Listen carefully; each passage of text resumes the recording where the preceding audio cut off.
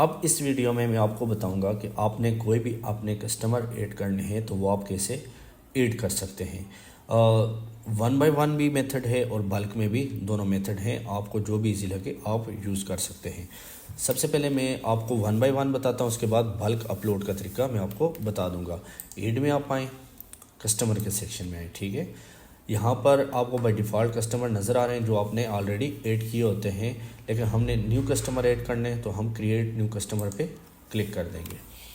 यहाँ पे ये देखें, यहाँ पर भी वही चीज़, नेसेसरी फील्ड दो ही है, एक ये नाम और बैलेंस। अगर आप ये दो चीज़ें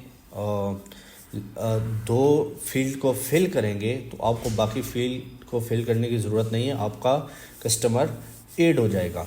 अच्छा, मैं यहाँ पे क्या करता हूँ, यहाँ पे कस्टमर का नाम लिख लेता हूँ।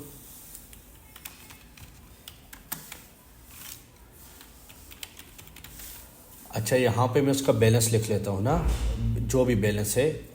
अगर उसका कोई ओपनिंग बैलेंस है तो वो आप लिख लेंगे,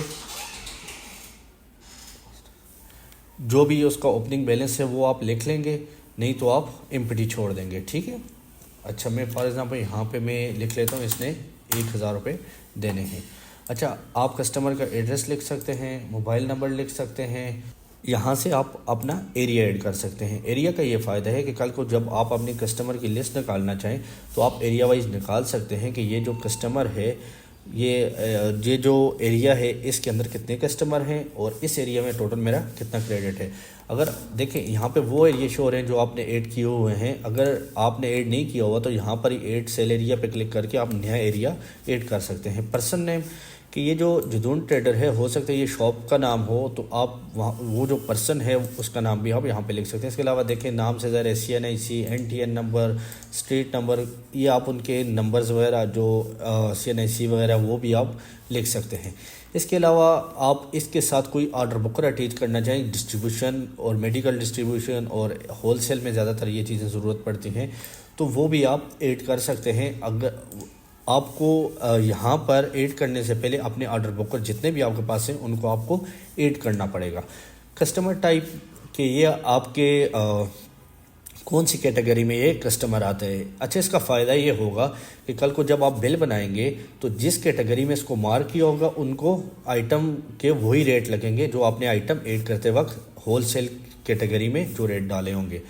तो ये सारी चीज़ें करके आप डायरेक्टली क्या करेंगे, क्रिएट कस्टमर में क्लिक भी कर सकते हैं या Ctrl+S भी कर सकते हैं, ठीक है। ये मेरा कस्टमर सक्सेसफुली ऐड हो गया।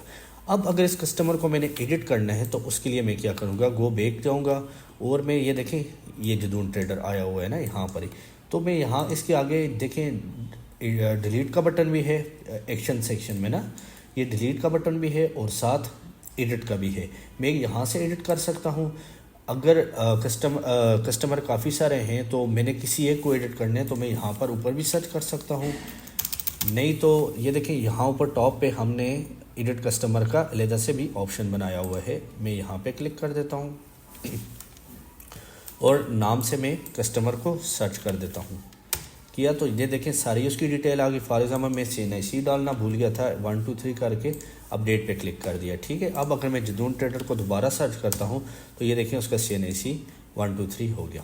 अच्छा, यहाँ पे अगर मैं बल्क में अपने कस्टमर को एडिट करना चाहूँ तो ये देखें बल्क एडिट प्रोडक्ट का भी हमारे पास ऑप्शन है।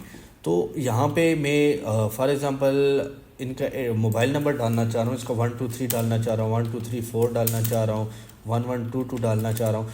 जो भी मैं चेंज करना चाहूँ करके एंड पे मैं सेव चेंजेस पे क्लिक करूँगा। अच्छा, आप एक चीज़ देखिएगा, जो भी मैं कॉलम चेंज करता जा रहा हूँ तो उसका बैकग्राउंड कलर चेंज होता जा रहा है ना, इससे आपको आइडिया हो जाता है मैंने कौन कौन से चेंज कर दिए, कौन कौन से रहते हैं। सेव चेंजेस पे क्लिक करूँगा, ओके कर दूँगा, ठीक हो गया। अच्छा, ये आपको मैंने बताया कस्टमर ऐड कैसे होते हैं, एडिट कैसे होते हैं, बल्क में कैसे एडिट होते हैं। अब लास्ट चीज़ जो रहेगी है वो ये है कि आपने अपने अगर कस्टमर बल्क में आपके पास एक्सेल शीट पे पड़े हुए हैं या फिर आप एक्सेल शीट के थ्रू अपलोड करना चाह रहे हैं तो वो आप कैसे करेंगे, ठीक है। अपलोड पे क्लिक करेंगे। सबसे पहले मैं अपने सोफ़े का टेम्पलेट डाउनलोड करूँगा, ये कर दिया। अच्छा, यहाँ मैं इसको मैं ओपन कर देता हूँ शीट को। यहाँ पे ये देखें आईडी को मैं छोड़ दूंगा, कस्टमर का नाम, एड्रेस और मोबाइल नंबर ना। फॉर एग्ज़ाम्पल C1 मेरा एक कस्टमर है, C2 एक कस्टमर है और C3 ये कस्टमर के नाम है। एड्रेस कोई भी आप लिख सकते हैं, मैं ABC लिख लिया फ़िलहाल, 1 2 3 कर दिया। जरी सी बात है, हर कस्टमर का अपना नंबर होगा, बहरहाल मैं आपको समझाने के लिए कर रहा हूँ। अब जो आपके पास इसका कोई ओपनिंग बैलेंस आप डाल देंगे, अगर ओपनिंग बैलेंस नहीं है तो ज़ीरो लिख लेंगे। मैं इसका ज़ीरो लिख लेता हूँ, इसका 1100 लिख लेता हूँ, इसका 1200 लिख लेता हूँ, कुछ भी आप लिख सकते हैं।